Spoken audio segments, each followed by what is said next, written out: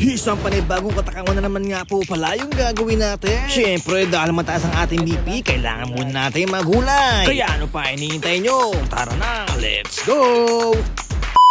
Bumili nga pala ako ngayon ng papaitan. Ay, ang palaya pala. Bakit? Mapait din naman yan ah. 3 piraso nga lang pala yung binili ko. Kasi baka naman hindi maubo, sayang lang. Hinugasan ko muna mabuti bago ko siya laslasin. Minsan-minsan ay kailangan mo din talagang kumain ng gulay. Siyempre, para maging balance yung mga kinakain mo. Hinati ko nga pala siya sa gitna. Pero yung iba kasi ginagawa nila ay pabilog. Ako ay ganito lang para mabilis yung proseso. Pagkatapos ko nga pala siya mabiyak, ay tatanggalin ko yung gitna niya, yung buto. At itatanim ko sa ginagawa kong kubo. Kaya ito, sinisimulan ko nang tanggalin ang kanyang buto. Kinakailangan nyo nga palang gumamit ng kutsara para matanggal ang gitna niya. At pagkatapos nga nun ay ayun na, tapos na. Ready ko na siyang chap-chapin. At eto nga pala yung mga nakuha kong buto. At mamaya ihahagis ko na doon sa may bakurang ko. Inihiwa ko na nga pala siya dito na patagilid para madali lang kainin. Pagkatapos nun ay ilalagay ko na sa kanyang lalagyan. At eto na yung kanyang pinakapainan. Ito na lahat yung 4 na piraso na binili ko kanina. Itsura pa lang ay yummy na. Nilabas ko na nga pala yung mga gagamitin ko ingredients. Sinamahan ko nga pala ito ng 2 itlog lang, 1 kamatis, 2 sibuyas, saka 1 bawang at 1 mantika. Kaya hiniwa-hiwa ko na rin yan. At sinabay ko na rin dito yung 1 pirasong kamatis. Shout out nga po pala kay Ma'am Pilmimi Manikis na nagbigay po sa atin ng magandang kawali at 1 sandok na malapad. God bless po sa inyo at maraming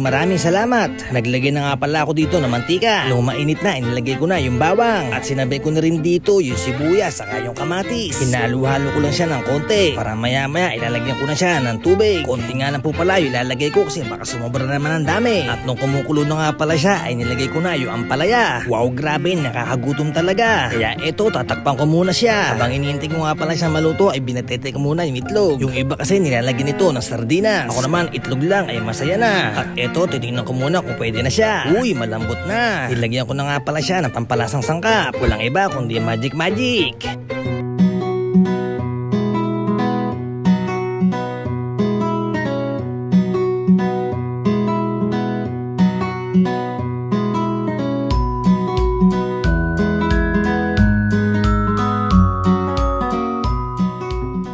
Malambot na nga pala siya, ilalagay ko na yung kanyang itlog. Wow, yummy talaga. Pagkatapos ko nga palang ilagay yung itlog, haluin ko muna siya ng konti. Tapos eto, titikman ko na. At ayun, sakto, kulang siya sa alat. Kaya ayan, lalagyan ko siya ng mabisang asin. Wow, parang pilay lang ah. At ayun, sa wakas, naluto na siya. Wow, mabisa naman yan. Sigurado ko, taob na naman ang kaldero niya. Kaya tara, simulan na natin kainin yan.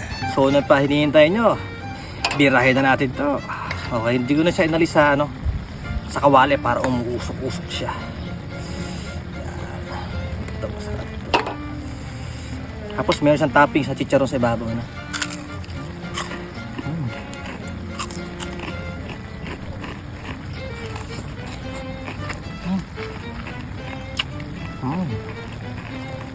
Ayos.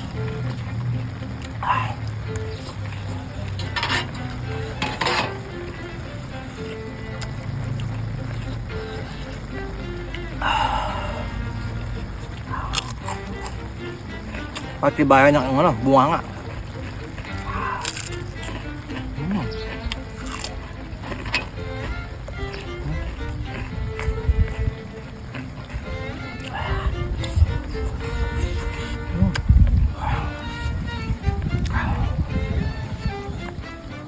Init.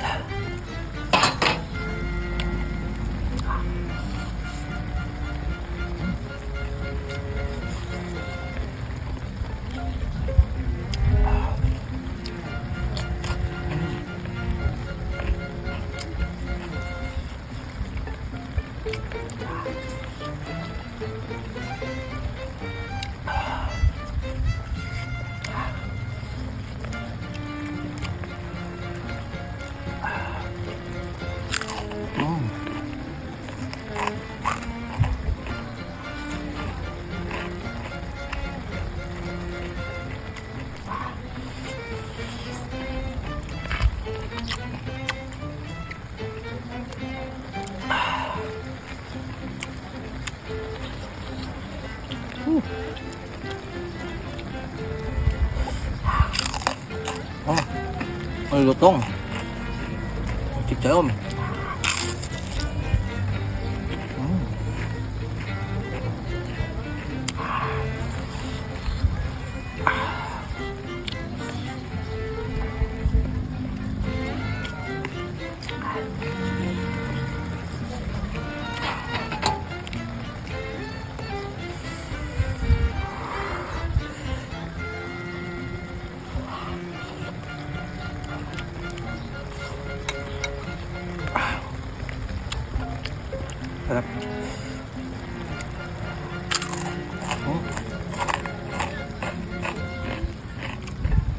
Grabe, ano itong chicharon?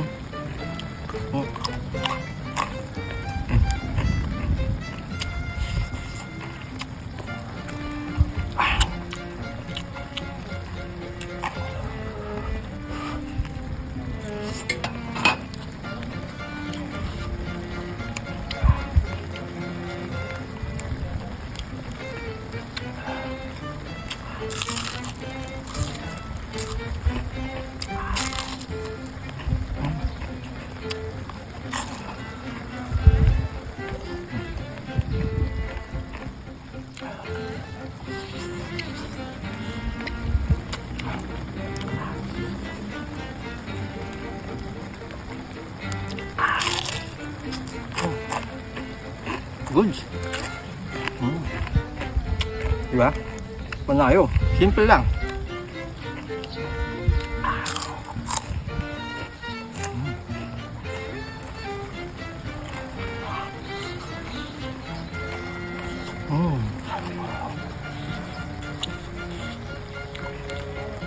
Parang seafoods ah.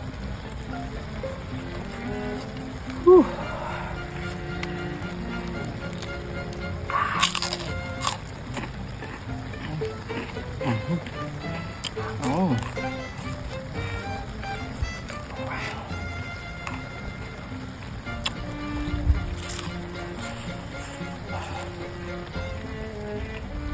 So yung pait niya, may pait siya, ang kaya mapait.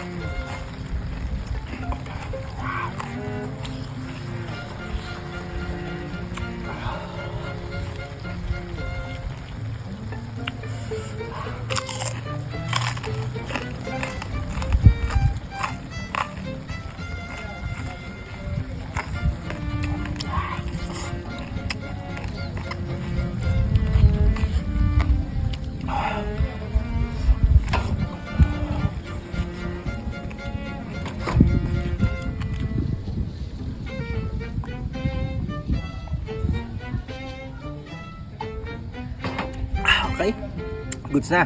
Salamat nga po pala sa mga patuloy na nanonood sa atin, pa-follow. Okay, so pakishare naman po yung ating video, tapos follow nyo na rin para nakasupport po kayo lagi sa akin. Okay, para naman sipagin po tayo gumawa ng mga kakaibang content. Salamat po, God bless, hanggang dito na lang po.